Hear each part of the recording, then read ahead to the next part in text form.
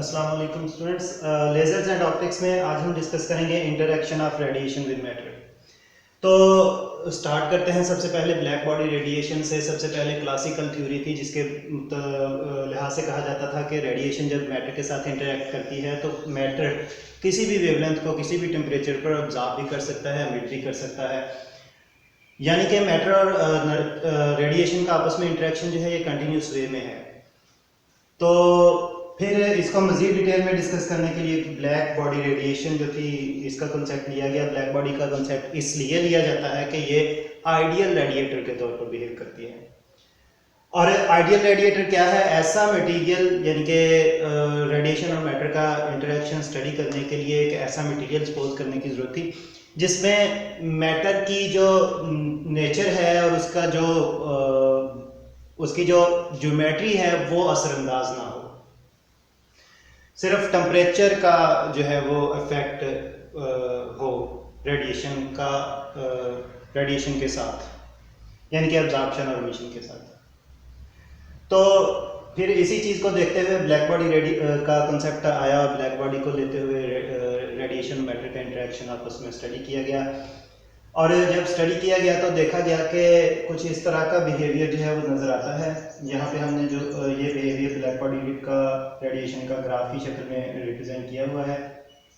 ये are of lambda जो है ये स्पेक्ट्रल रेडियंसी है। रेडिएशन पावर एमिटेड और ऑब्जर्व पर यूनिट एरिया पर यूनिट टाइम। और एक्स एक्सिस पे हमारे पास वेवलेंथ है। अब इसमें हम देखते हैं कि और हर ग्राफ जो है एक स्पेसिफिक टेम्परेचर पर है। ये ग्राफ जो है ये रिप्रेजेंट करता है ऑब्जर्व्ड रेडियंसी या emitted radiancy with respect to wavelength. तो यानी कि ब्लैक बॉडी ने अगर तो रेडिएशन ऑब्जर्व की है तो हम देखते हैं कि जब स्पेक्ट्रल रेडियंसी जो है वो कम है तो डेफिनेटली वेवलेंथ कम है। और फिर जैसे जैसे हम स्पेक्ट्रल रेडियंसी यानी कि इंटेंसिटी पर यूनिट एरिया पर यूनिट वॉल्यूम बढ़ाते जाते हैं, ज़्यादा से ज़्यादा ब्लैक बॉडी रेडिएशन ऑब्जर्व करती जाती है, वैसे वैसे वेवलेंथ शॉर्ट होती जाती है। और एक पॉइंट ऐसा आता है कि यहाँ पे स्पेक्ट्रल रेडियंसी मैक्सिमम है, यानी कि एक पॉइंट पे बॉडी जो है वो मैक्सिमम इंटेंसिटी पर यूनिट एरिया पर यूनिट टाइम ऑब्जर्व कर रही है या एमिट कर रही है। उसके बाद क्या होता है? उसके बाद अगर मज़ीद हम उसको जो है वो रेडिएशन दें तो बॉडी ऑब्जर्व तो करती है या ऑब्जर्व तो करती है, और जैसे जैसे ऑब्जर्व करेगी डेफिनेटली जो है वो उसके अंदर पावर स्टोर जो है वो बढ़ती जाएगी और फिर वेवलेंथ शॉर्ट होती जाएगी। तो लेकिन हम देखते हैं कि उसका ऑब्जॉर्प्शन जो कैपेसिटी है वो कम होती जाती है, यानी कि स्पेक्ट्रल रेडियंसी की वैल्यू कम होती जाती है।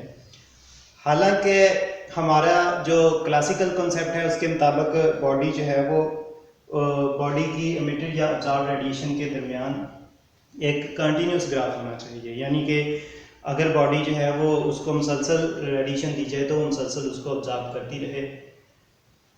और टेम्परेचर के लिहाज से अगर हम देखें तो हम देखते हैं कि कम टेम्परेचर पर जो है बॉडी की ऑब्जर्व्ड या एमिटेड रेडिएशन जो है उसका ग्राफ जो है वो ऑलमोस्ट फ्लैट है। टेम्परेचर बढ़ाते जाएंगे तो यानी कि ज़्यादा टेम्परेचर पर अगर बॉडी को रेडिएशन ऑब्जर्व करवाएंगे तो वो ज़्यादा रेडिएशन ऑब्जर्व करेंगे। और हर एक ग्राफ के लिए एक पीक आती है और उस पीक के लिहाज से अगर हम देखें तो यहाँ पे हमें एक वेवलेंथ की खास वैल्यू मिलती है। इस खास वैल्यू को हम लैम्डा मैक्सिमम से रिप्रेजेंट कर देते हैं, लेकिन यहाँ पे लैम्डा मैक्सिमम से मुराद ये नहीं है कि वेवलेंथ या तो ज़्यादा होगी या वेवलेंथ सबसे कम होगी, ऐसा नहीं है, बल्कि लैम्डा मैक्सिमम को रिप्रेजेंट करने का यहाँ पे मकसद ये है कि इस पॉइंट पे बॉडी जो है वो उसकी स्पेक्ट्रल रेडियंसी मैक्सिमम होगी, यानी कि रेडिएशन एमिटेड या ऑब्जर्व्ड पर यूनिट एरिया पर यूनिट टाइम मैक्सिमम होगा। इस तरह से अगर इस टेम्परेचर के लिहाज से देखें तो यहाँ पे लैम्डा मैक्सिमम जो है इस पॉइंट पे आ रहा है।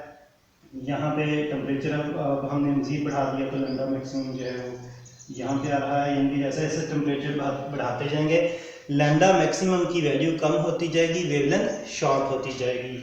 बॉडी हाई टेम्परेचर पर रेडिएशन मैक्सिमम रेडिएशन जो एमिट या ऑब्जर्व करेगी वो उस वक्त उसके लिए जो वेवलेंथ होगी वो शॉर्ट होती जाएगी, शॉर्टेस्ट होगी।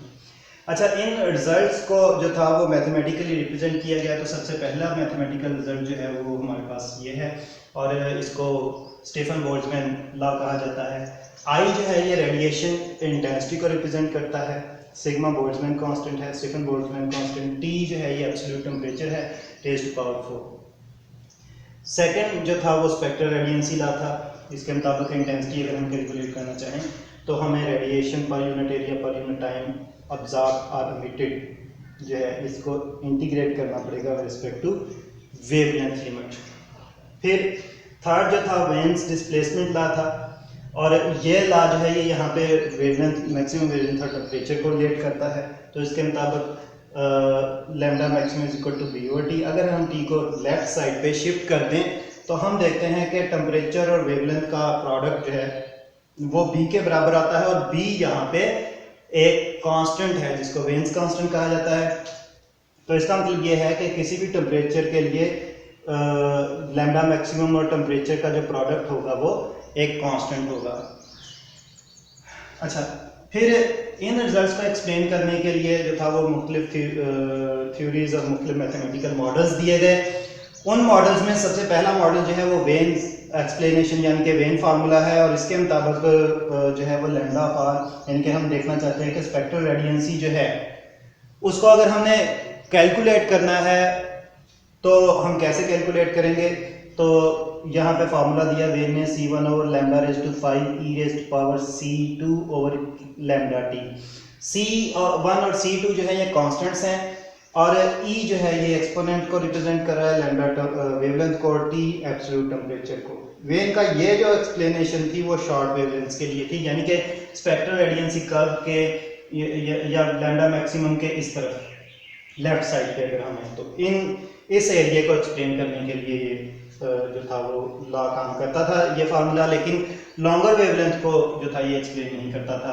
रिले जीन्स ने फिर एक्सप्लेनेशन दी, और उन्होंने जो फार्मूला हमें दिया वो है R of lambda is equal to 2 pi C K T over lambda raised to 4। यहाँ पे भी सी कांस्टेंट है, के बोल्ट्जमैन कांस्टेंट है, टी एब्सोल्यूट टेम्परेचर है। तो लेकिन ये वाला फार्मूला जो था, ये वाला मॉडल जो था ये लॉन्गर वेवलेंथ्स को एक्सप्लेन करता था, यानी कि लैम्डा मैक्सिमम के उस तरफ वाली वैल्यूज को, और शॉर्टर वेवलेंथ्स को ये एक्सप्लेन नहीं करता था। ये तो बताता था कि लॉन्गर वेवलेंथ पे बॉडी की स्पेक्ट्रल रेडियंसी क्या होगी, लेकिन ये नहीं बताता था कि शॉर्टर वेवलेंथ पे स्पेक्ट्रल रेडियंसी क्या होगी। तो फिर उसके बाद इन दोनों फार्मूलों को हम एम्पेरिकल फार्मूलाज कहते हैं। इन दोनों एम्पेरिकल फार्मूलाज को मिलाकर प्लांक ने एक फार्मूला जो था वो बनाया, मैथमेटिकल मॉडल बनाया जो दोनों तरह की वेवलेंथ्स को, शॉर्टर भी और लॉन्गर वेवलेंथ्स को भी एक्सप्लेन करता था। R of lambda is equal to 2 pi C square H over lambda raised to 5 1 over e raised to power H C over lambda K T minus 1। यहाँ पे सी जो है ये स्पीड ऑफ लाइट है, और h जो है ये प्लांक्स कांस्टेंट है, और यहाँ पे k जो है ये absolute temperature sorry Boltzmann constant है। तो और स्टूडेंट्स ये जो E है ये एक्सपोनेंट को रिप्रेजेंट कर रहा है, और याद रखें कि ये जो -1 है ये E के साथ पावर में नहीं है बल्कि E के साथ नेगेटिव में है। तो ब्लैक बॉडी रेडिएशन को डिस्कस करते हुए, स्टडी करते हुए देखा गया कि जो हमारे पास रेडिएशन का और मैटर का आपस में इंटरेक्शन है वो सिंपली क्लासिकल थ्योरी से पूरी तरह एक्सप्लेन नहीं हो पाता। अगरचे मैथमेटिकल मॉडल दे दिए गए, लेकिन उन मैथमेटिकल मॉडल्स भी जो थे वो एक्सपेरिमेंटल कॉन्सेप्ट को, रिजल्ट्स को पूरी तरह से सेटिस्फाई नहीं कर पाते थे। तो ये मैथमेटिकल मॉडल जो थे ये बेसिकली इस कॉन्सेप्ट पर थे, यानी कि क्लासिकल वेव कॉन्सेप्ट पर थे, जिसके मुताबिक रेडिएशन जो है वो मैटर के साथ जब इंटरेक्ट करती है तो वेव की तरह से इंटरेक्ट करती है। लेकिन ये मॉडल जो थे इस इंटरेक्शन को पूरी तरह से एक्सप्लेन करने में नाकाम थे। तो फिर उसके बाद मज़ीद एक्सपेरिमेंट हुए, और ख़ास तौर पर जब प्लांक्स ने जो था वो एक कंसेप्ट इंट्रोड्यूस किया क्वांटा का। तो जब क्वांटा का कंसेप्ट आया, प्लांक ने इसी रेडिएशन लॉ के बाद क्वांटा का कंसेप्ट दिया, और तो उसने कहा कि बेसिकली रेडिएशन अब्जॉर्ब या एमिट जब होती है तो वो डिस्क्रीट पैकेट्स में, एनर्जी पैकेट्स में होती है, कंटिन्यूस वेव की शक्ल में नहीं होती। तो उसके लिए उसने एक फार्मूला दिया कि अगर हम उस पैकेट की एनर्जी कैलकुलेट करना चाहें तो हमारे पास है एच न्यू। एच कांस्टेंट है, न्यू जो है ये वेव की फ्रीक्वेंसी को रिप्रेजेंट कर रहा है जिसके एनर्जी पैकेट की हम बात कर रहे हैं। और एक वेव के अंदर एक एनर्जी पैकेट नहीं होगा, यानी कि एक टाइम पे जो है वो वेव जब आप स्ट्राइक कर रही होगी किसी मैटर पे के साथ इंटरेक्ट कर रही होगी तो उसके अंदर बहुत सारे एनर्जी पैकेट्स होंगे। तो हर एनर्जी पैकेट की जो वैल्यू है हम इसी फार्मूले से फाइंड आउट कर सकते हैं। और अगर हमने टोटल एनर्जी फाइंड आउट करनी है तो जितने नंबर ऑफ पैकेट्स जो हैं वो हमें उस वेव में मिलेंगे, उन नंबर ऑफ पैकेट्स के साथ मल्टीप्लाई कर दे तो हमें टोटल एनर्जी मिल जाएगी। यहाँ पे एक चीज़ हमें नज़र आती है जो पहले नहीं थी, वो ये है कि फ्रीक्वेंसी का और एनर्जी का आपस में जो है वो रिलेशन हमें नज़र आता है, और इसके साथ साथ एनर्जी जो है वो क्वांटाइज फॉर्म में इंटरेक्ट करती हुई नज़र आती है, डिस्क्रीट फॉर्म में इंटरेक्ट करती हुई नज़र आती है, और कंटिन्यूस फॉर्म में या वेव फॉर्म में इंटरेक्ट करती नज़र नहीं आती।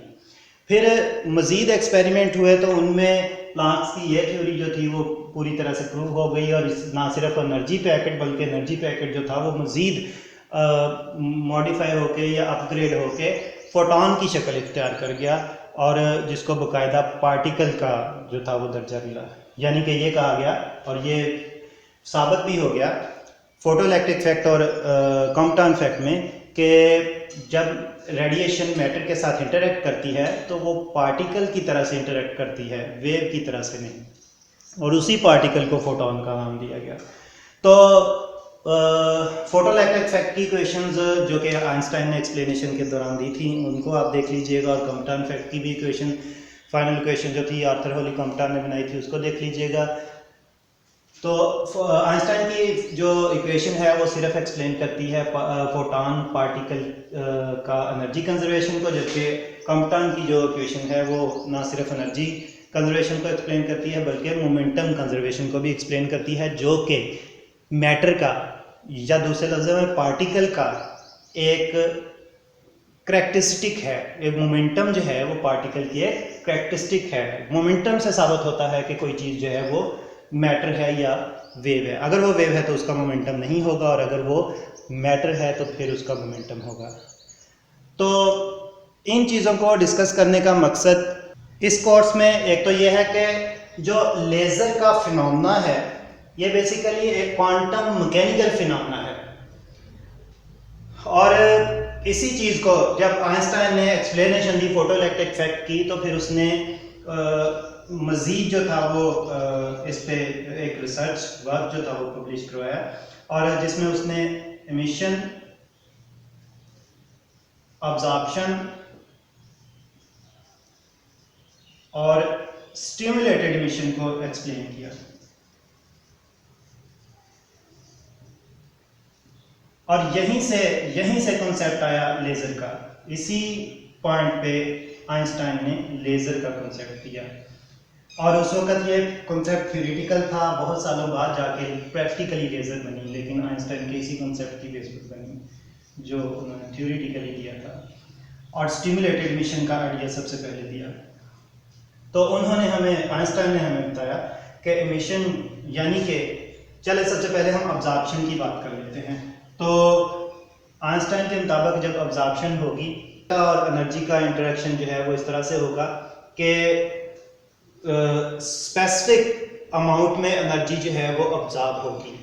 अगर हम एक इलेक्ट्रोमैग्नेटिक वेव जो है वो एक किसी भी एटम पे या बल्क ऑफ एटम पे फॉल आउट करवाते हैं तो वो मैटर जो है उस रेडिएशन को अब्जॉर्ब करेगा, उस वक्त करेगा अगर उसके अंदर मौजूद इलेक्ट्रॉन की स्टेट्स जो हैं वो अलाउ करती हैं। इलेक्ट्रॉन्स की स्टेट अब कैसे अलाउ करेंगी? अगर तो जो एनर्जी मिल रही है मैटर को, तो उस मैटर के उस एनर्जी की जो मैग्नीट्यूड है, तो अगर तो उस एनर्जी की मैग्नीट्यूड इलेक्ट्रॉन की स्टेट्स के एनर्जी के डिफरेंस के बराबर है।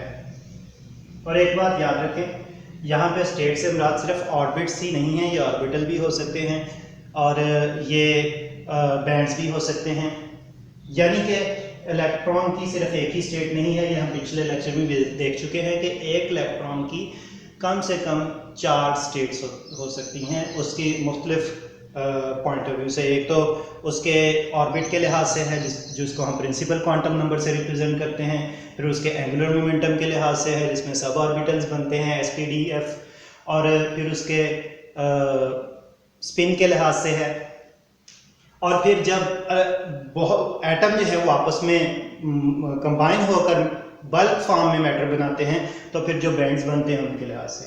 तो इस तरह से इलेक्ट्रॉन जो है वो उन स्टेट में ट्रांजिशन या एक स्टेट से दूसरी स्टेट में जाएगा अगर उसको इतनी एनर्जी मिले, यानी कि जो आने वाली एनर्जी है उसकी अमाउंट जो है वो इलेक्ट्रॉन की किसी भी 2 स्टेट की एनर्जी के डिफरेंस के बराबर हो, तब ऐसा हो सकता है।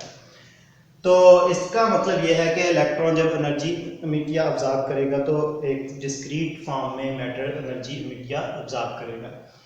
तो फिर इसी तरह से जब एमिशन का फिनोमेना भी जो है वो बिल्कुल इसी तरह से है।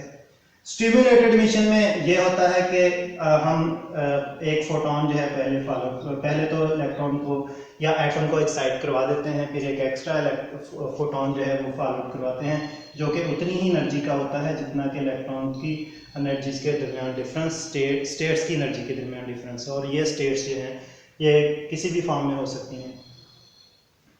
तो तब इलेक्ट्रॉन जो है वो खुद से ट्रांजिशन नहीं करेगा बल्कि ये फोटोन पुश देगा इलेक्ट्रॉन को। तो पुश मिलने के बाद इलेक्ट्रॉन जो है वो वापस अपनी लोअर स्टेट में आएगा, और जब लोअर स्टेट में आएगा तो वो उतनी ही एनर्जी का फोटोन एमिट भी करेगा जितनी एनर्जी के फोटोन ने उसको पुश दिया था। तो इस तरह से एक टाइम पे हमें 2 फोटोन मिलेंगे, और यहीं से लेज़र का जो था वो कंसेप्ट आया, यानी कि फोटोन मल्टीप्लिकेशन या फोटोन एम्पलीफिकेशन या light amplification by stimulated emission of radiation. तो